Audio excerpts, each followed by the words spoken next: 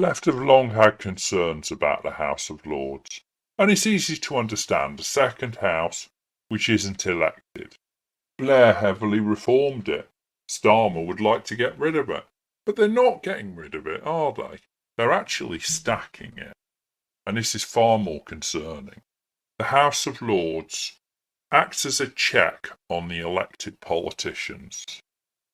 But debates as broad as Brexit and Rwanda have shown us that there is a political bent to many within the House, and they can frustrate the desires of the elected politicians. Over the last decades, the size of the House of Lords hasn't shrunk at all. In fact, it's ballooned in size. And is this a quiet constitutional power grab? Is it a strategic use of appointments, a legitimate political tool?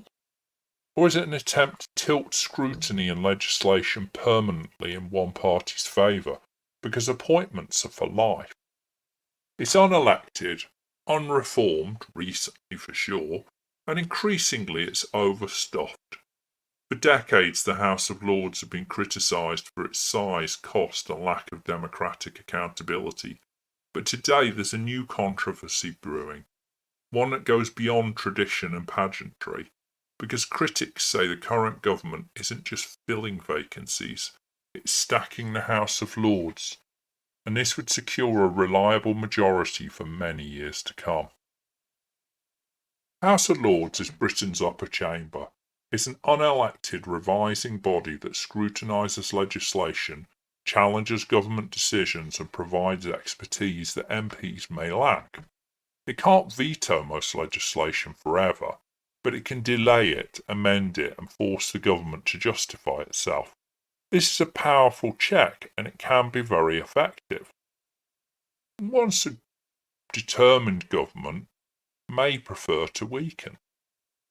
Peerages aren't distributed by any independent body. They're appointed, ultimately by the Prime Minister. While the House of Lords Appointment Commission can advise, it can't prevent a Prime Minister from appointing dozens of new party loyalists in a single stroke. And they all do a bit of that. This means a government can in practice inflate its presence in the Lords simply by creating more peers. And that, some say, is what's happening now. Over recent years, the government's appointed a high number of new peers, many of them politically aligned, many of them donors, former MPs, long-time party advisors, opposition parties, constitutional experts, and even some sitting peers have warned that the chamber's being reshaped, not for balance or expertise, but for control. The House of Lords is now one of the largest legislative bodies in the world, second only to China's National People's Congress. Even members inside the Lords think it's unsustainable. Really, is it a quiet constitutional crisis? A government with a reliable majority in the House of Lords faces few obstacles. It's hard for them to be defeated on controversial legislation. There's fewer amendments, so they require less compromise. There's less scrutiny of policies that might otherwise face resistance that maybe weren't in the manifesto. Essentially, the chamber designed to challenge government becomes a rubber stamp. And because peerages are for life, these advantages last long after the government that appointed them is gone. This isn't a temporary shift, it's a structural one. Now, solutions have been proposed for decades. A cap on the total number of peers, 15-year term limit, truly independent appointments, even full or partial democratic elections. Largely, I don't like to tinker with institutions that have existed for hundreds of years. But governments have little incentive to reform a system that gives them such enormous power. No wonder the blob is well represented. The Uniparty system writ large in the House of Lords. So the House of Lords continues to grow, continues to tilt, and continues to reflect the political strategy of the government in power. rather than being the balanced revising chamber it's meant to be.